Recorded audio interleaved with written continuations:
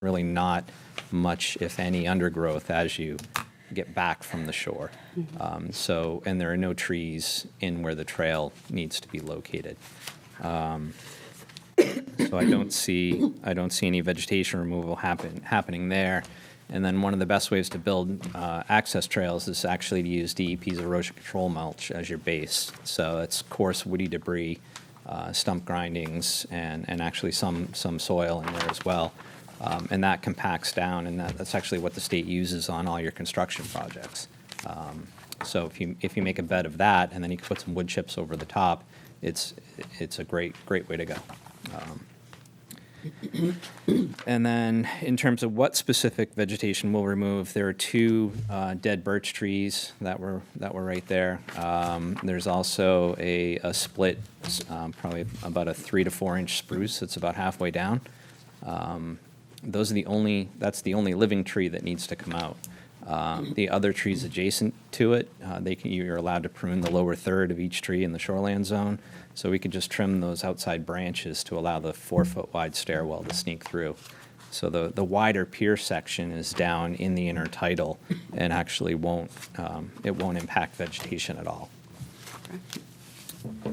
There will be a little bit of ground cover that has to come out underneath the stairs, but stairs and docks are permitted use, and you are allowed to remove vegetation for those uses. There will not be any additional clearing outside the direct footprint of those structures. Another question was about the substrate and how the dock will be anchored. It was, that there is what we define as friable ledge. So you have perhaps it's horizontal strata that's been tipped up on edge, and it's very friable. You can get water in there. You try and drive a pin through it, it'll crack and shear off. It's pretty evident on the two sides. If you actually look on the site plan and you look at the contours where the dock goes, you can see that section kind of protrudes out. And that's indicative of more resilient ledge and substrates, and the stuff around it has eroded and worked its way back.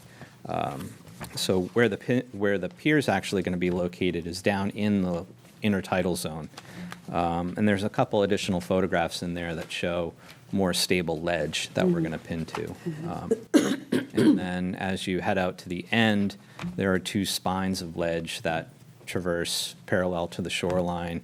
And I tried to fluff away some of the rockweed to show you the characteristics of that. That picture stems across the entire section, so it's all good solid ledge in there. And then the last question was about the use of skids. Skids are common on skids on the float itself. So two skids run the whole length of the float. They're common on all floats for a number of reasons. If you didn't have skids on there and you tried to transport it, take it out, store it, you'd annihilate the underside of your float. But the other benefit is that it does elevate the float up off the substrate a little bit.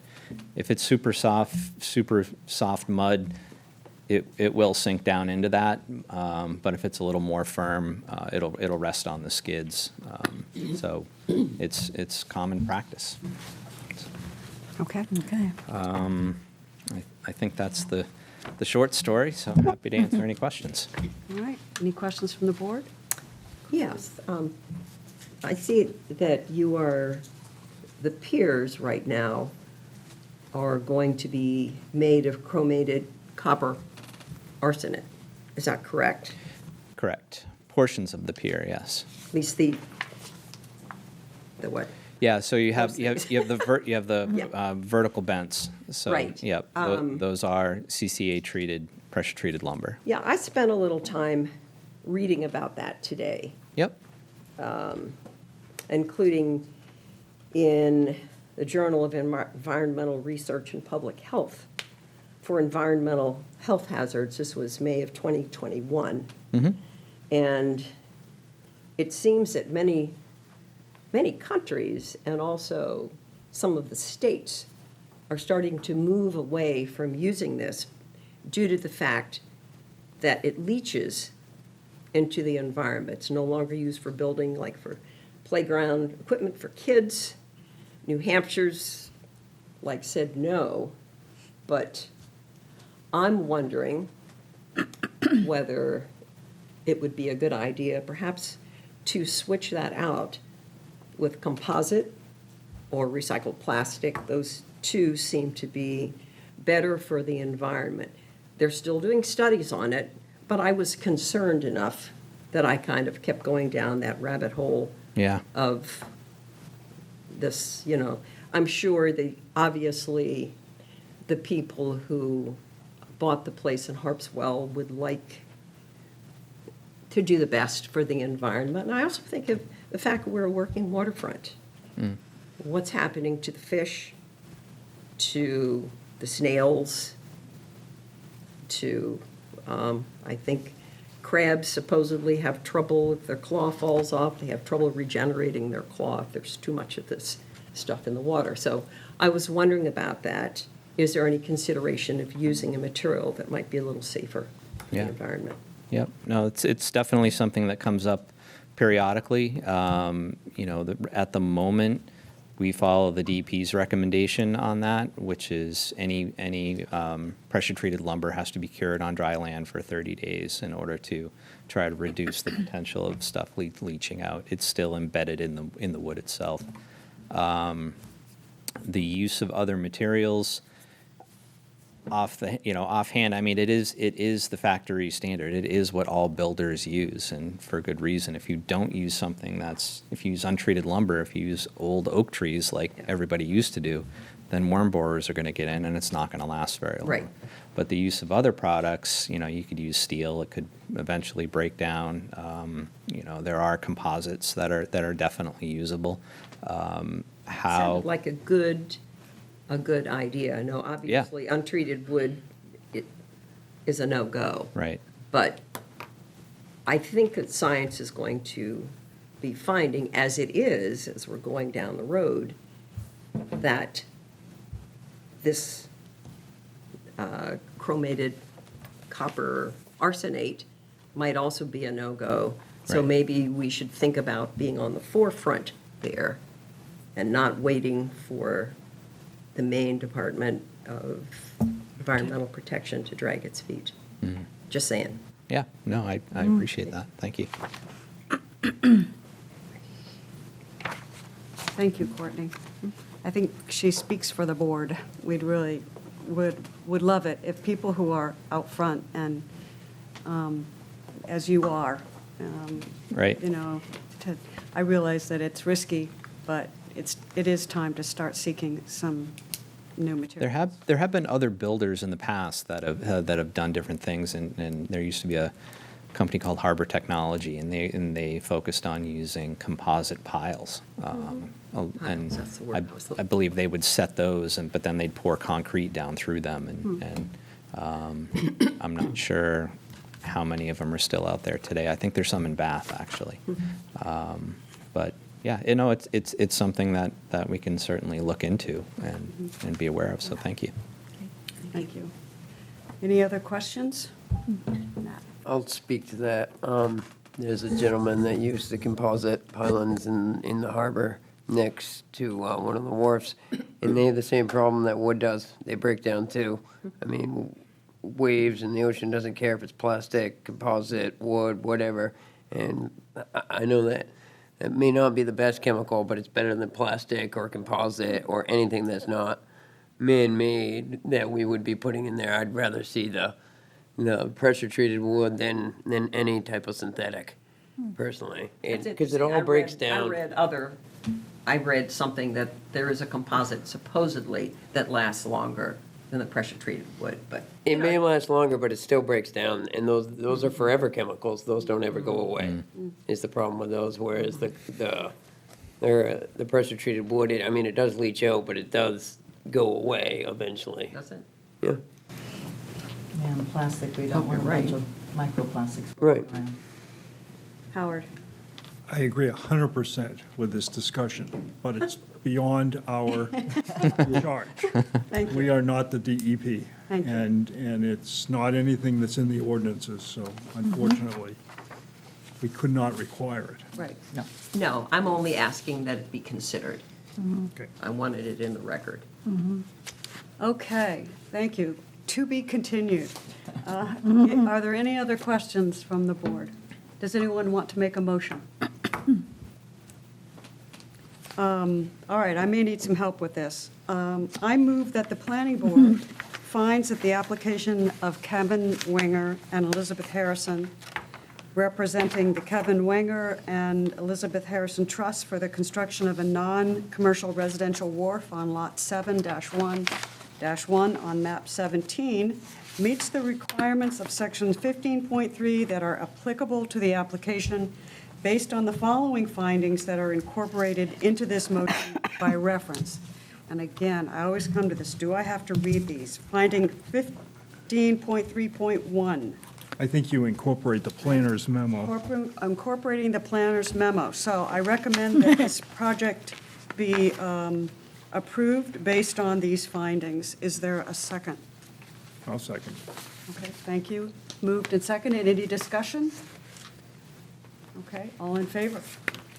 Thank you very Great. much. Thank you very You much. did a great job with your responses. I really Yeah. appreciated that. You're welcome. Thank you. Okay, and now, moving on. On to the next one. Yes, thank you.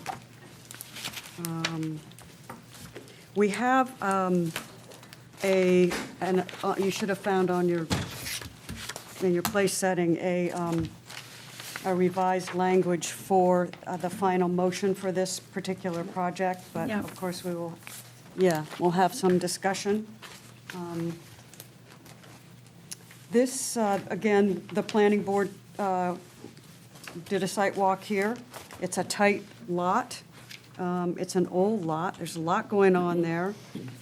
Again, this is a project that is being done in part as a result of the winter storms.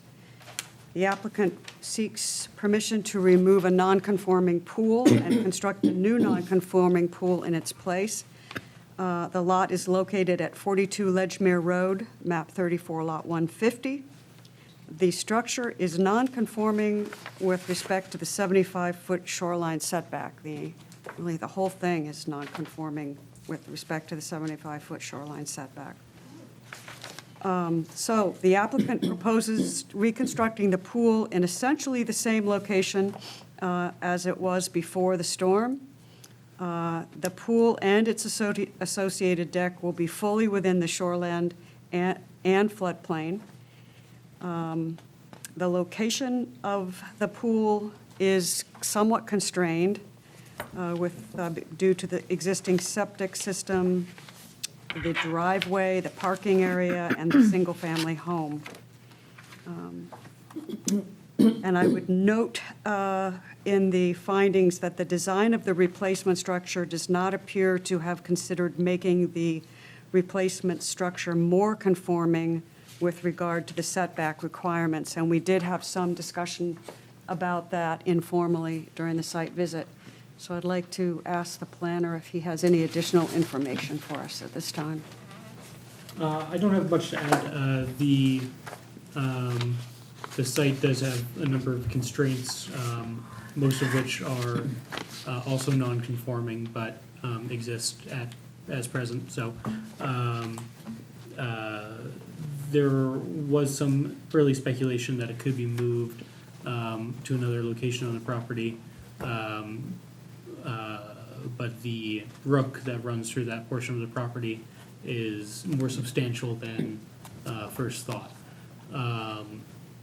The pool itself does have a small bit of flexibility for where it can go, but it will likely not change the total area substantially to move it. The area where it could be moved is closer towards a small pool house that is separated from the decking by a narrow part of the lawn. So that's the area that pool could be relocated to if deemed necessary. Okay, thank you. Any questions from the board? Howard? I guess I'm a little confused because I thought we were talking about moving the pool back, This way. because this is a case of greatest extent practical, moving the pool back to where the existing deck is now, between the current pool and the pool house. There's a little house that doesn't have a foundation that's there. And the only constraint that I thought we were talking about was that we didn't know where the outfall was, and we kept looking for where the outfall was. We saw one that was between the pool and it ran between the septic system Over here. tank, yeah. It What's came, an it came, outfall? I it have came no idea. straight down From in the drainage line. pipe. Thank you. So if you looked at the line of the sewers covers, it was in line with that. We didn't know whether that was a drainage pipe or just drained the driveway. Or did it drain the brook as well? Yeah, the And then brook goes there's, right here, yeah. on the pictures that had been presented, there were two different locations, one closer to the pool house and one closer to the pool, that had been drawn on these photographs. And you can't tell because it's underneath the deck. And I was wondering if you had any more knowledge about where they run, or maybe the owners can tell, the applicants can tell us where it is that they run, what they serve, because it looks like there's some room to move it back. And so I thought that's where the conclusion was at the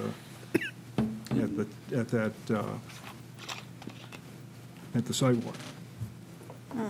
Yeah, that would be correct. We did note that the location wasn't visible during the sidewalk and that we would need more information regarding where exactly the pipe may be. I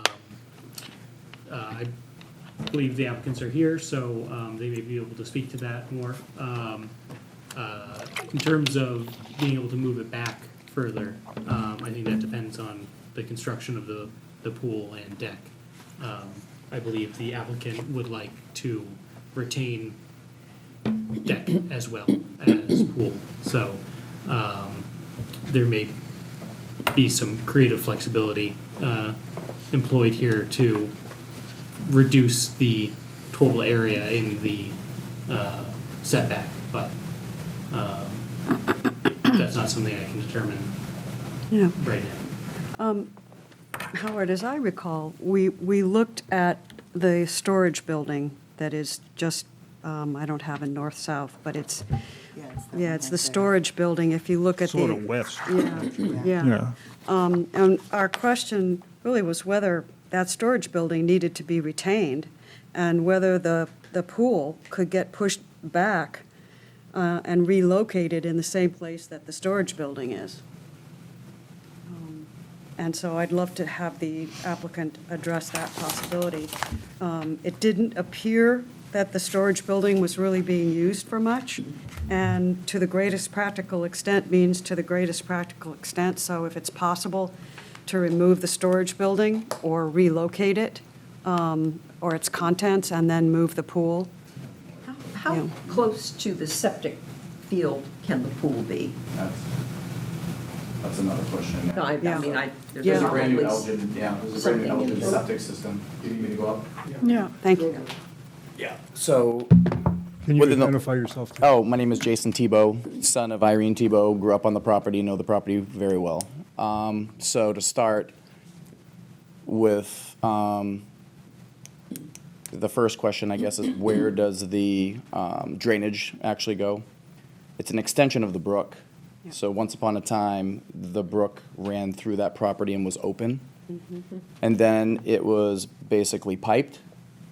And then at one point, we were told that the pipes had to be removed. This is like 30, 35 years ago. The pipes had to be removed. And so it was left open under the deck. And then we were then notified, yes, you know what, you can actually go back to the pipe. So the pipe was an extension of the brook because it used to run straight across and where the area is just adjacent to the pool, and it then turns and goes between the septic Elgin field, which is slightly elevated, that was just replaced, and then goes out into the rocks. All of the, and I know you were asking too about another set of pipes, and what is that relationship to what?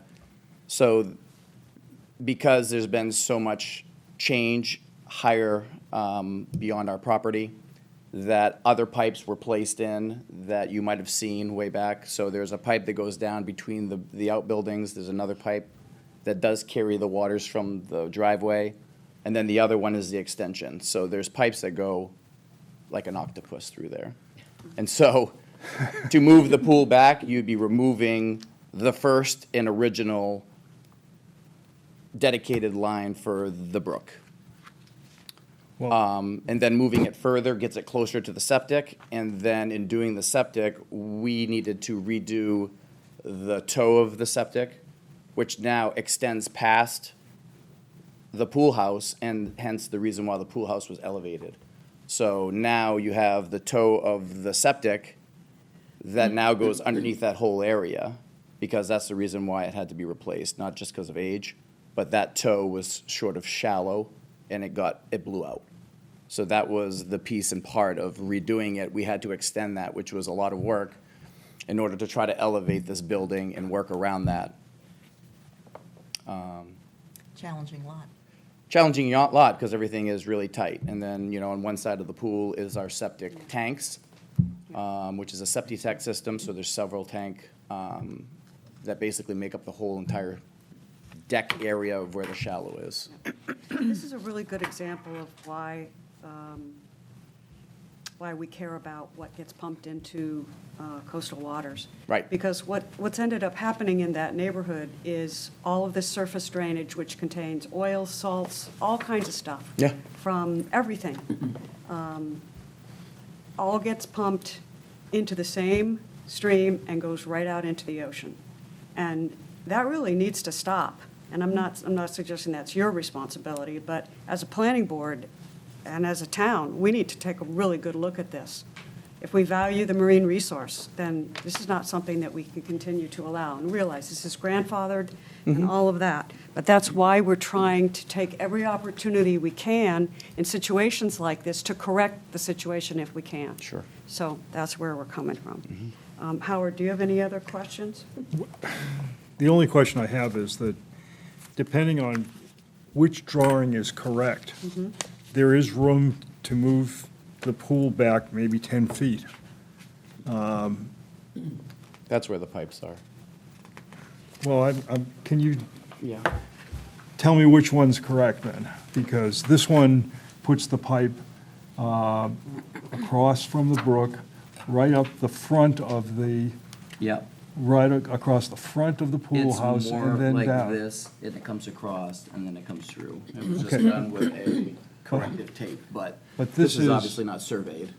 But No, I that's- understand that, but So this we're one looking shows it at closer to the the pool. first page We're looking at here, both of these and then pages. we're looking at the second Yeah. page. So the first page seems to show that the pool has a little bit more wiggle room. Yep. And if you look at the second page, it doesn't. looks a lot tighter. So Howard's asking, is the second page correct? Or is the first page correct, or? Is it somewhere in between? First, it the hasn't- second page shows it right up against the pipe. That's correct, and this is more correct, yes. So which, Because it doesn't go, So the pool house itself used to have a deck as well. It didn't go under that deck. All of that was decked, and there's still some deck that was there that you probably saw that was still existing from Right. Yeah. after the storm. But it's actually further in. I don't think I have any pictures going back that Okay. far. And the other concern is too, there's no guarantee that this coming winter, we're gonna have another set of storms, Yeah, just like what you went through to try and protect. You're gonna be putting a lot of work to try and repair this. I'd hate to have it get ripped up if we can be remedied by going back as much as possible, just trying to help protect your investment and Yeah. time and money.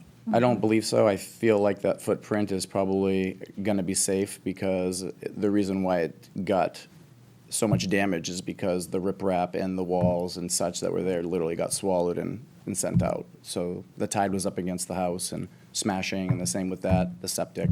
You don't think this So- might happen again? I mean, your email that you included was pretty scary.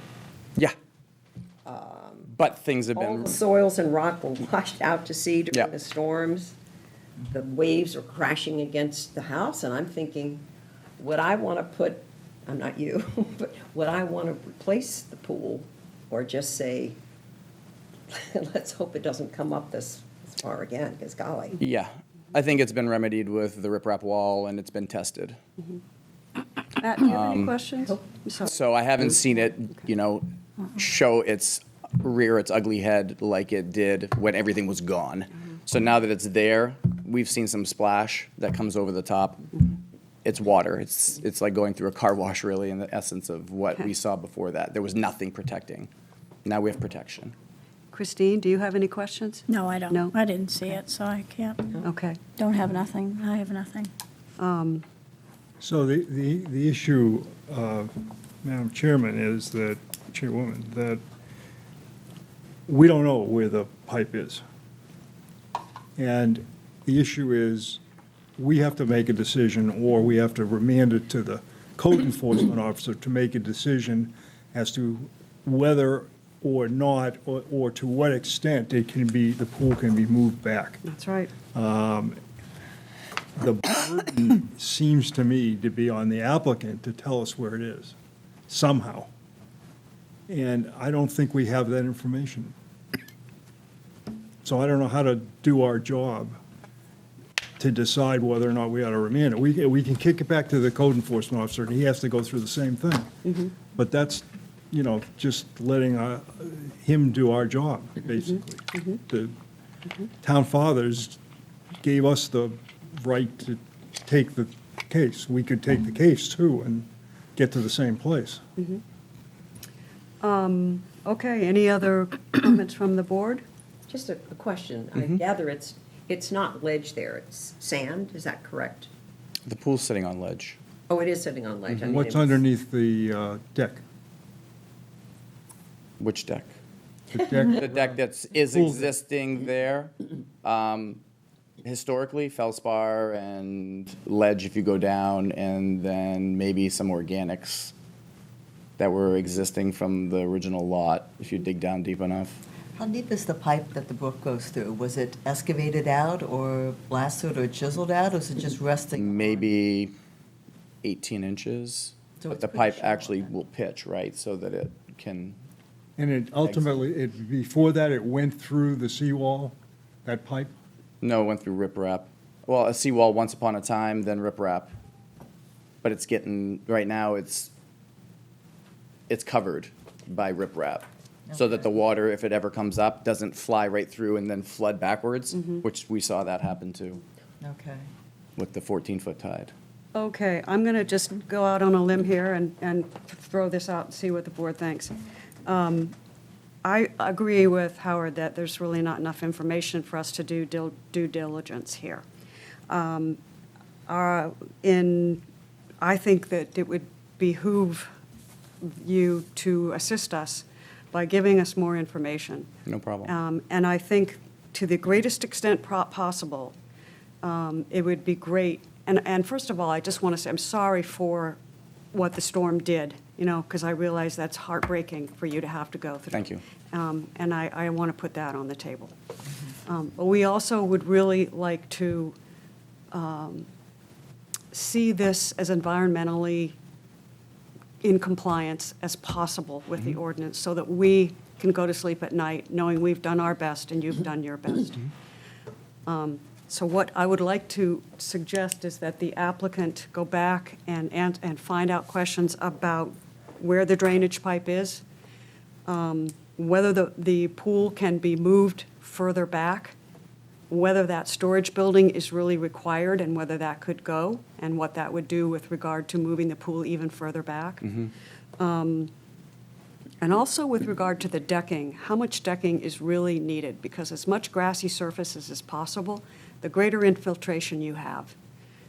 So addressing those four issues, unless someone has some additional issue. I hope somebody was taking notes with that. I would make the motion that we table it and ask the applicant to address those 4 issues, working with the planner and codes office, and then come back to us at our next meeting, or Okay. at your earliest convenience. I Where the make pipe that is, can we sorry. add more grassy, how much deck? Yeah, how much deck? Can you Yeah. move the pool house back? And I know. And I know another reason why the pool was placed there was because of the ledge. And I know that the ledge, obviously, as you leave and get away from the ocean, it starts coming up. So the last thing we wanted to do was to have to conform by moving the pool and blast and/or hammer more ledge and start cracking and doing that. So that was the other reason why the pool was placed where it was, because it was the flattest. I probably could find even a picture of back in the day when my father did it, because it wasn't backfilled. So I could probably do that, but you would see that there was a reason. It's certainly not because he wanted to build a Noah's Ark. He didn't want to Right. put a pool in the ocean. It was just the flattest spot and where the ledge dictated where that was going. And now we have other things that are now in place. We do have a motion on the table, so does anybody want to second that motion, and then we can have discussion, or do you want to amend the motion? No, I want to second it, Okay. but I would like to ask one more Okay, question. so seconded and discussion. The only question I had about the pool itself was, when I looked at it, how it was constructed, it was a fiberglass pool that was put in to whatever hole that you built, that you jackhammered out from the ledge or whatever. But all around the pool were these cement Correct. sort of fingers, almost. Yep. That backed it up and kept it in there, or were like wedges to keep it from moving? Is that what? One piece fiberglass wall, Yeah. concrete floor, Concrete floor? sitting on ledge. Oh, okay. And you have the capability of constructing the exact same, Footprint on the same Footprint? spot. Okay. Yes, because That's- we wouldn't do. well, any spot? Yeah, if it was so we do, I'm in the pool business, so if we did do a prefab shell, which is the majority of our business, then it would be either the same size or actually smaller, because the pools only come in 16-foot wide, because they have to go down the street like a modular home. So if we went that route, which is not ideal, because now they're predetermined sizes and even depth. So that pool was kind of built in place and conformed to the land. So it is basically a concrete floor and shell, similar to a footer, up to like what's similar to a footer. So it's a floor and a footer, like just a shell. Right. And then those walls actually were placed first, and then those bags that you were alluding to. I don't know what they were. Basically, Help hold it. yeah, what it was is, it is like poly, reinforced poly, that was actually like doweled in, and then you pull it back and you pour concrete, so they're Okay. pockets of concrete that stiffen this, Wow. once upon a time, flexible fiberglass wall. So in And that's, addition, and that got kind of beat on, so even though the stuff is still in place, there was some cracks in it and stuff from the waves hitting. so there's a couple of other tests that we have to look at beyond, other than the greatest extent practicable. That's a question of where it sits in the setback. We want to get it as back as far as we can. The other two are, one, that it can't be any larger, Correct. and it can't be any closer to the water. And I don't want either. So those are the two, sort of three tests that Yeah. we have to look at. Yeah. So the pool itself couldn't be any bigger. It can be smaller, obviously, but not- We wouldn't want it bigger because the footprint really doesn't allow. And that's why even moving it back, it starts to get too close to the driveway, too close to the toe of the septic. Okay. That was redesigned, approved, and reinstalled. And then there's the pipe that I'll identify where it is. yeah, thank you. No problem. Now, All I right. thought at the site walk, it was mentioned that the concrete base of the pool got damaged too. Yeah. So that's going to have to all come out and be redone, or can it be? Unless there's a repaired? pool, there's a way to be able to build on top of that. So because it's settled and been there for so long, there's almost a point in place where you're like, do I remove it? So regardless, the footprint is the footprint. It's not exceeding that. It's not moving forward towards the ocean by any Yeah. means. I don't believe pulling it back is going to really do a lot, but I understand where you're saying if we can pull it back, anything that's further away from the ocean and more in ordinance with the way things are, then I get it. Yeah. But it would be in the same footprint. And if not, depending on style and type of pool, could potentially be smaller. Yeah. But we really don't want it smaller. We like the pool size for the property, and that's Yeah. what we're not asking for more, we're asking for the same spot. Okay, Yeah. all right. Any further questions? All right, so it's been moved, seconded, we've had discussion, I'll take a vote. Vote to table. Vote to table and have 4 questions answered. Okay, thank you very much. All right, that ends our application review. Thank you Did you get 'em all? for your, Okay. I wrote them down. yes, The 4 Piece of questions. that was the deck on the front that was 14 by 16. yeah. Yeah, so that's done. Okay. I knew that was part of it, so I just didn't know. Okay, well, thank you. All right, as long as we're good to go. Yeah. Okay, so we have 2 things from this agenda that we will see next, for our next meeting. The other items of business are consideration of the minutes from July 17th, 2024. I admit I have not read them. Has anyone read them and? Oh, you didn't get them done? Okay. That's a good reason why we All didn't right, read them. that's why I did not read them. I didn't think I saw them. Okay. All right. The next item is the review of the procedure for updating the zoning map for coastal resource protection districts. You all got a memo from our planner regarding this, this new process. And rather than discussing it in full tonight, I'd like to just make sure that we set up a workshop to talk about it. And there are a number of things I'd like to put on that workshop agenda. Our next workshop is November, so we need to talk about whether we want to wait that long. So, Matt, do you want to update us on this and just give us some guidance about where we're going to go, what we're going to do at the workshop, or? Yeah, so there is the potential to review this memo that I've sent out and all of the associated content with it. There has also been talk of reviewing some board procedures that have come up. And that's something that we could also include in a workshop.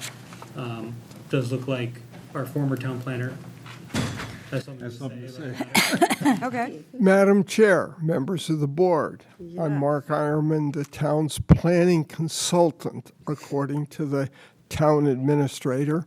I would urge you to discuss the revisions to the shoreland zoning map sooner rather than later. I say that because when we have made changes to the shoreland zoning, DEP has said that we are not in conformance with the shoreland zoning guidelines because the coastal resource protection districts that relate to floodplains are not shown on the map. And they said that they would turn a blind eye, recognizing that the new FEMA floodplain mapping was in the process of being finalized and adopted. That has now happened, and they said their expectation was that at the town meeting following the adoption of the new floodplain maps, that they would see a revised shoreland zoning map.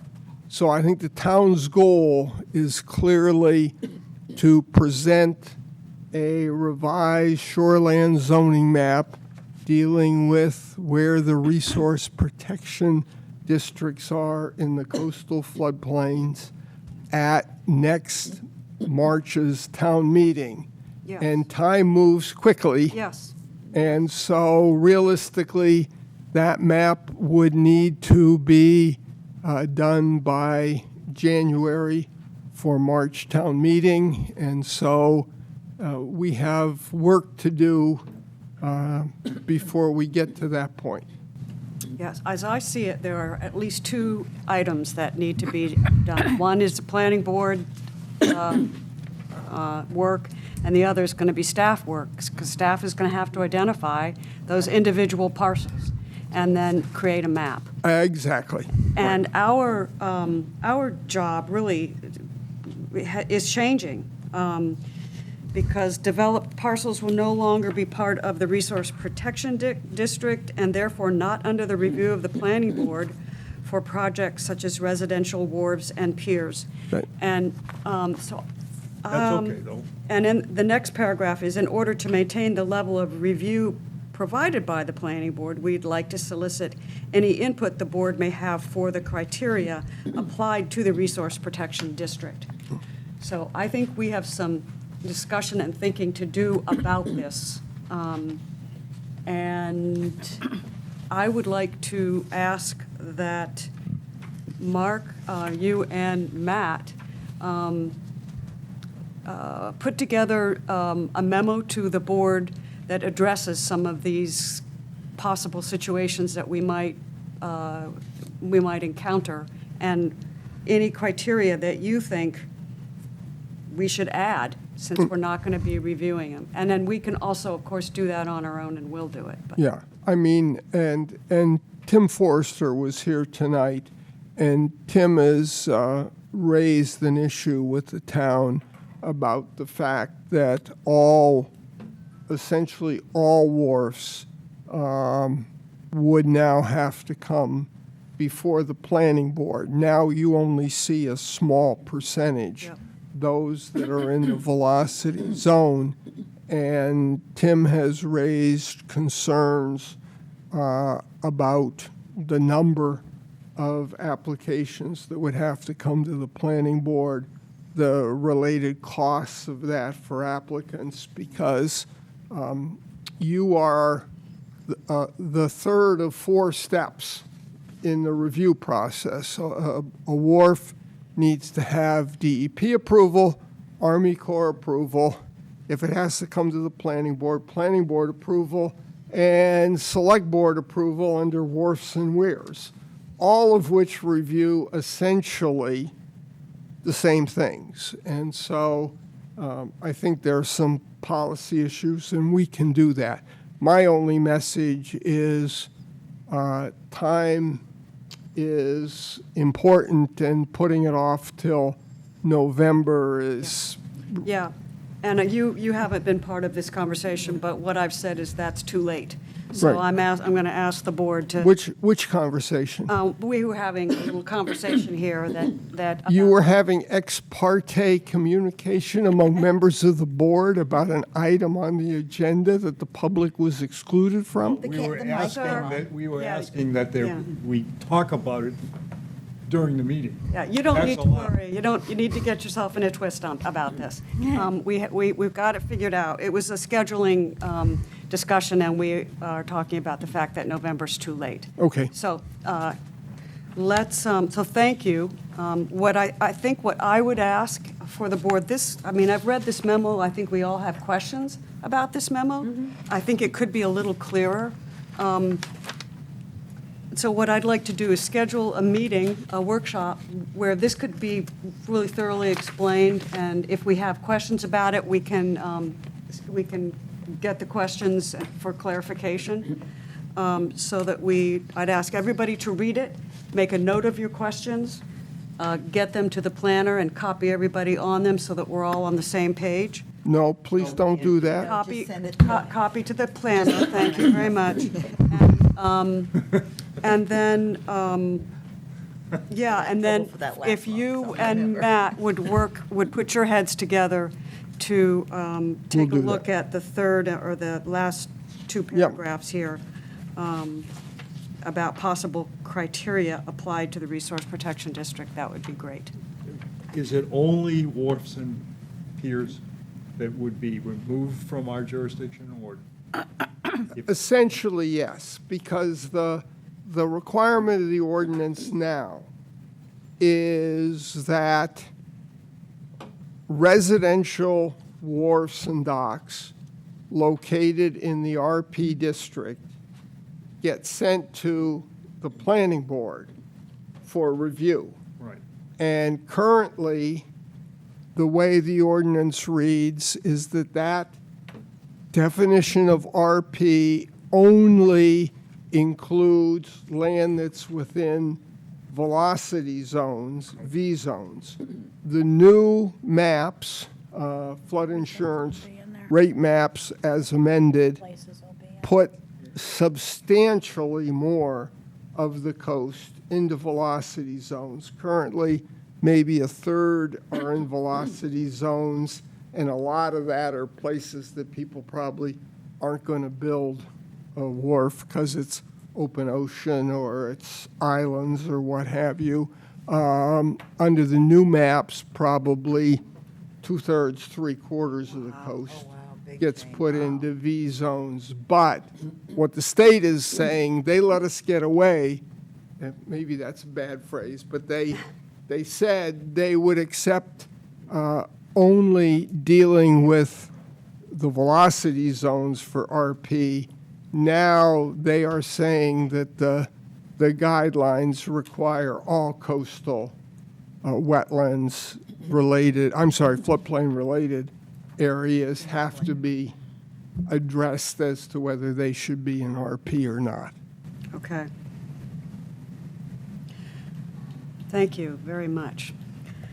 And the language for the test of an undeveloped area is just the way the state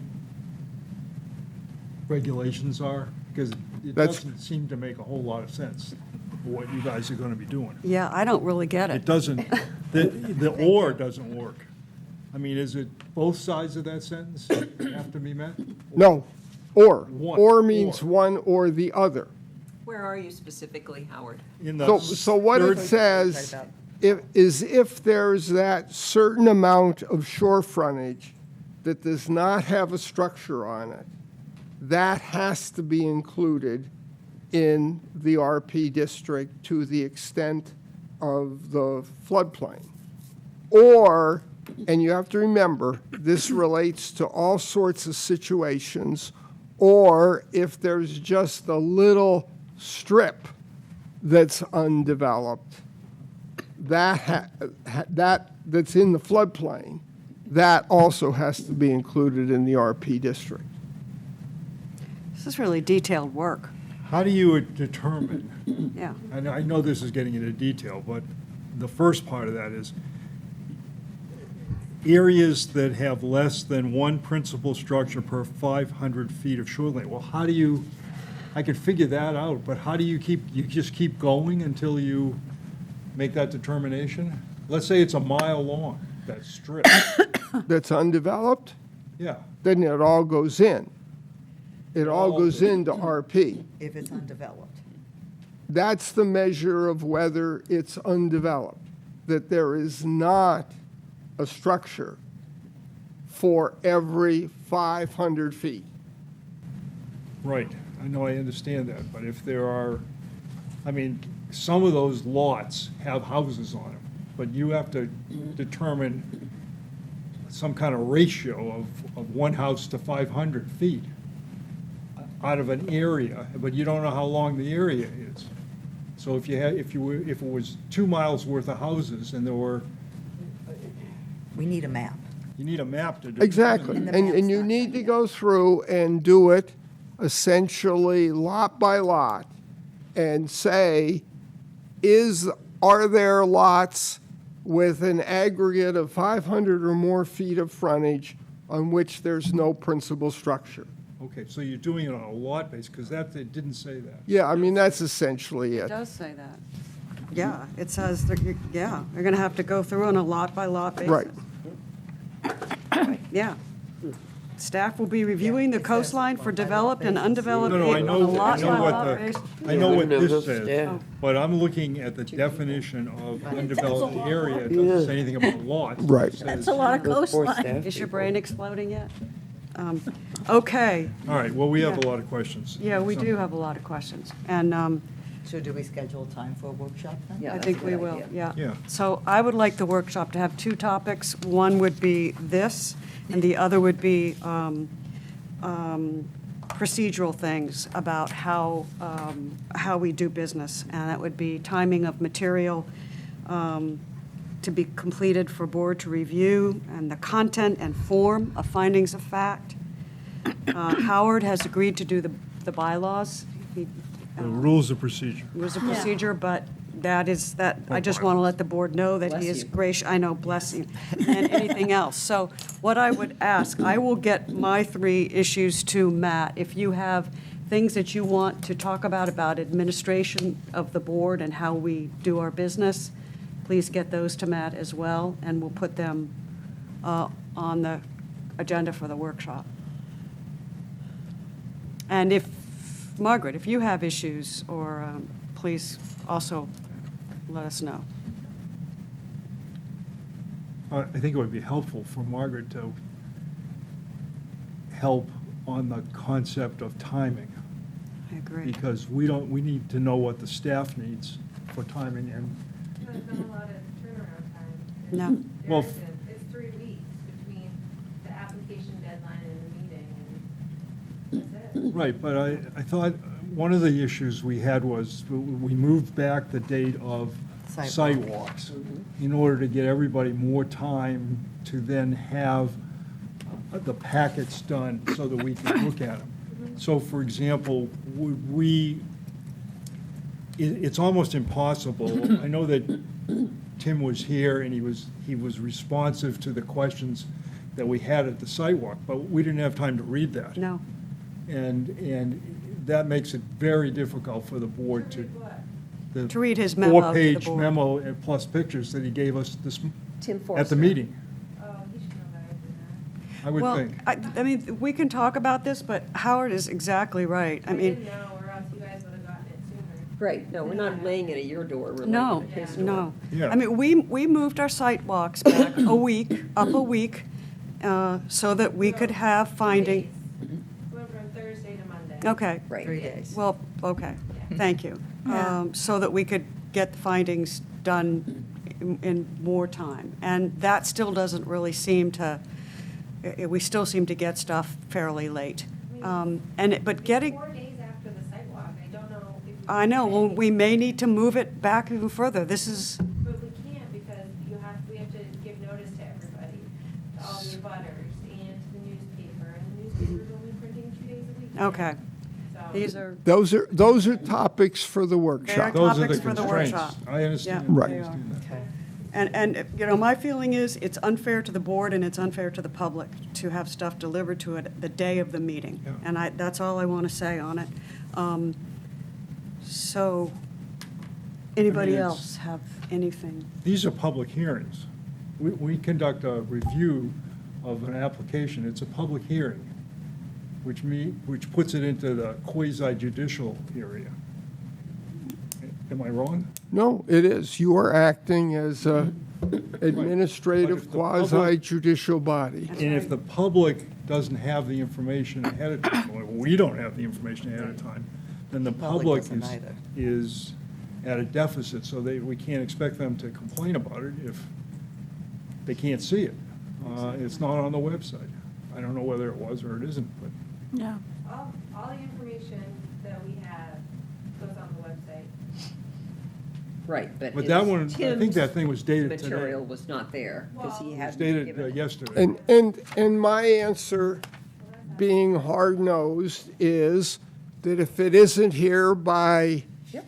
last week, it doesn't get considered, and Yep. then you table it, and Exactly. Yep. you shouldn't be Exactly. acting on something that you have not had But- chance to review.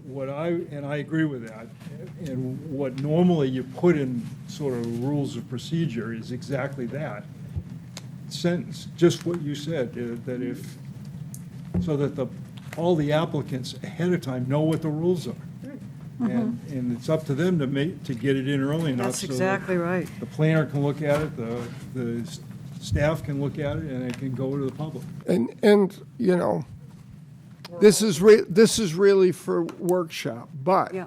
if you say you hold the site walk on Monday afternoon, and there are issues that the applicant thinks they need to address, and then you also expect the material from the planner to be available by Friday prior to the Wednesday meeting, then that creates an almost impossible timeframe for the applicant to submit any additional information and for the planner to consider that in the planner's review. That's the dilemma created by the site walk, the timing of the site walk, and you need to do a timeline with staff that says, okay, how much time do we need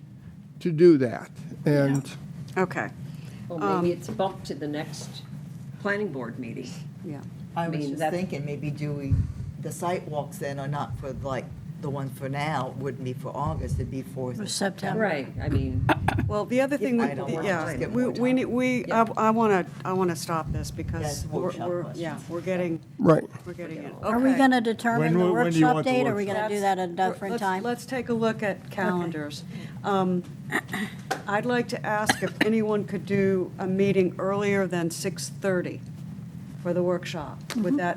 Would that be possible for, On Mondays and Fridays, I can. on Mondays and Fridays? Okay. What day of the week are you thinking? I'm open. Because usually conservation meets before planning board on this night, but we could, typically, the workshops are held on the first Wednesday of the month. But the first Wednesday of next month is right after Labor Day, so I don't know if you guys are gonna wanna do that. That would be, September 4th, then. Yeah. how does that date sound familiar? Phone and my computer. Yeah, talking. don't. Okay. So September 4th, are folks available September 4th? Matt, when do you get in from? I usually don't haul Wednesdays, if I can. Wednesday's usually my plan day off anyway, so. Okay. Can we do it at 4? Can people do it at 4? Well, it depends what day. On Wednesday, the 4th? Yes. That would be a Conservation Commission meeting. They will have this room until 6 o'clock. We could do can we do the other room? Well, this month was peculiar, because normally, I thought the Is sidewalk workshop was the public? Monday, the first Monday. Thing we do is No, The it's, Monday, the week prior to the meeting.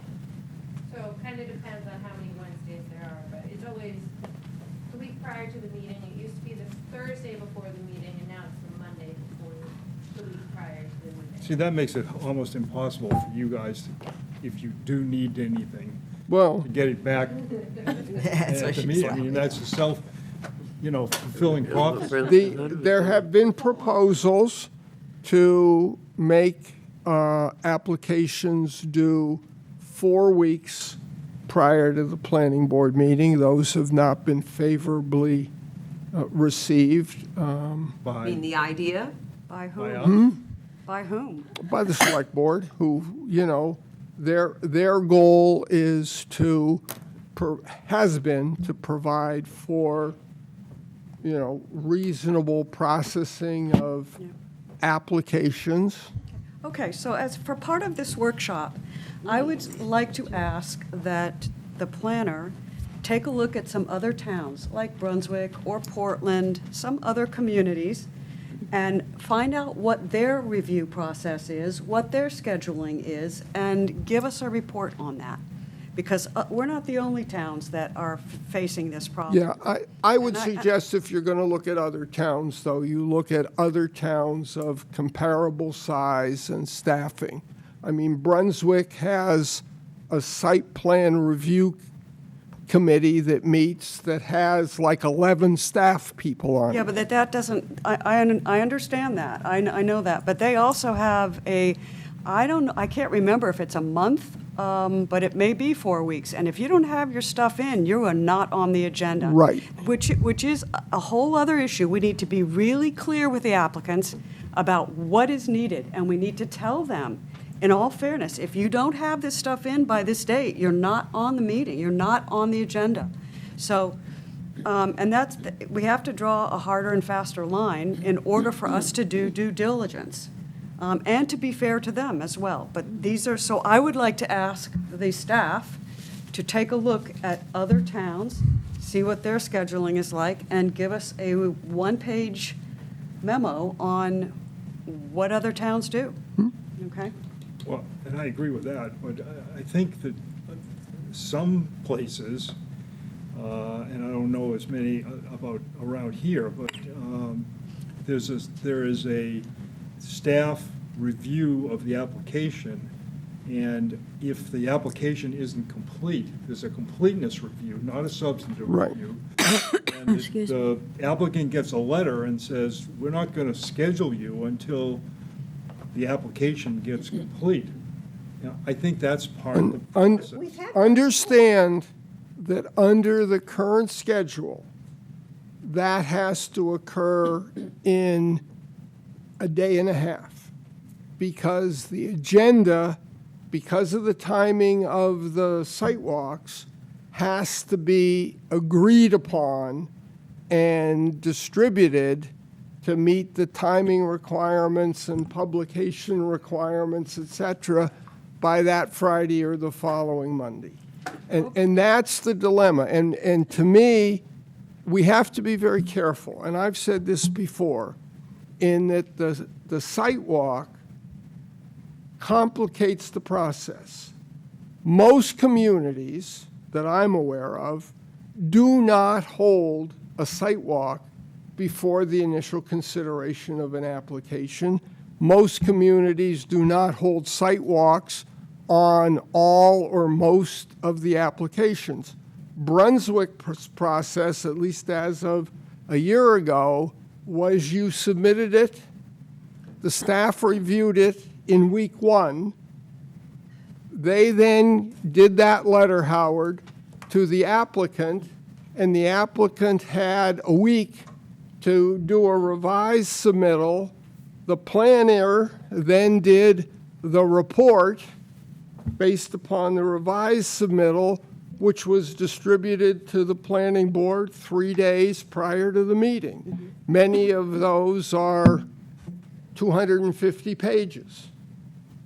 And so if you put the site walk in there with the requirement for public notice and notification of the abutters. By having a preliminary review, so that I'm sorry here, but we could handle it by having a preliminary review, make no decisions on any application. We just get them the information, then we schedule the site walk after we have a preliminary review. So no applicant comes to the board expecting to get approved in the first meeting. And that's what I'm saying. But that's a whole policy direction that, I think, needs the select board involved in it. Yeah. All right, let's move Who's our, it. select board Okay, liaison? so I'm going You don't have one, because you are a quasi judicial body.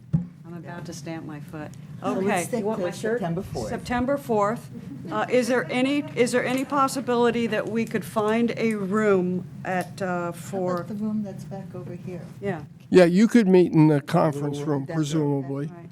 Let's meet in the conference room. Okay. Okay, 4 o'clock. 4 Got o'clock. that. 4 o'clock on Wednesday, the 4th. Okay. Planning Board Workshop. The agenda will include the memo regarding amendments to the shoreline zoning ordinance and resource protection district. And we'll have information from both of you about criteria and how to proceed, and any questions that we have that, for reading it, should go to the planner. Yeah. And then we'll have those. Then we'll have, the second item will be administrative stuff. If you have administrative suggestions, get them to the planner, so please think about that. And then for that meeting, we will have information about what other towns do and suggestions.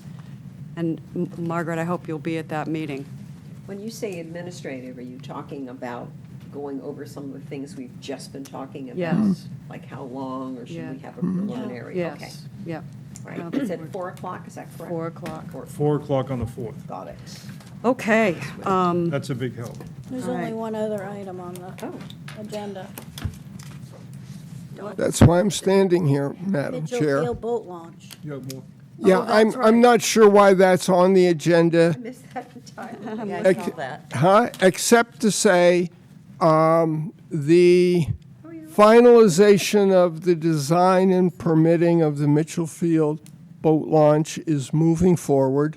The Select Board approved an amendment to GEI's contract to finalize the design. The town got notice yesterday that the DEP permit has been issued. The Select Board will consider the warrant for a November special town meeting to be conducted by referendum in conjunction with the presidential election. That will include possibly, depending upon what the Select Board decides on Thursday night, items related to the harbor ordinance or some such thing, the issue of raising additional funds for the boat launch, the disposition of the administration building at Mitchell Field. I think there's a total of maybe 7 or 8 potential warrant articles that will be considered at that special town meeting. So the new drawing has the turnaround space or the wider space, or no? Or can you say for Mitchell Field boat launch? I can say that they are amending the plan to increase the radius, but it's a juggling act because you can't increase the encroachment on the water, you can't increase the amount of impervious surface, and so it's take a little bit from here, wiggle there, but that's what's being done with the amended contract. Okay. And Madam Chair, can I have just one other minute? yes. The issue of the use of pressure-treated lumber is not a new issue. I will try and find a memo that I prepared for you about 2 years ago. And I believe, and I'm doing this from memory, New Hampshire does not allow the use of pressure-treated piles or I do believe you Bents. mentioned that.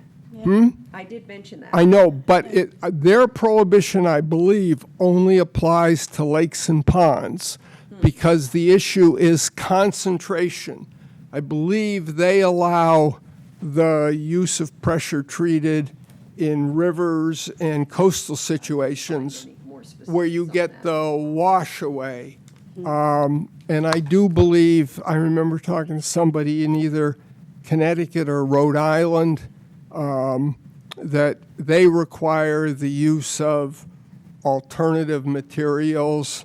I think they allow cedar, they allow steel. In certain, Mentioned, but I said cedar was mentioned, but we're pretty darn far from the cedar. I'm just saying, they do allow that. But it's only in certain areas, again, where the concentration of the leachate from the material can build up. But I'll dig that out. And DEP has said a number of times they're supposed to be reviewing that, but I'm not aware that they're doing anything other than saying you have to let it lay for 21 or 30 days. I'll have to see if I can find the full article. I read the abstract for the Journal of Environmental Right. blah, blah, And blah. Courtney, it's actually going even to boating because, the bottom painting of boats, there's a lot of scientific, they're trying to go back to how to keep things from attaching to boat hulls that doesn't use a lot of copper, and it's not easy. It's not easy. And No, they it have never to is. really figure out a way, and this Good goes luck. back. I had one question, So we'll see. one more question on tear downs and rebuilding of structures. If we keep allowing people to do this continuously, is that going to have an impact on the FEMA insurance, our rating, city Well, that's a rating? good question. I That's a don't good know, question. but It's a great question. clearly, when they rebuild, they have to rebuild consistent with Floodplain management. floodplain management. And you are starting to see that requires significant elevation based upon the new maps. Right. Where the base flood elevation went from 8 or 9 to 15, 17, 22.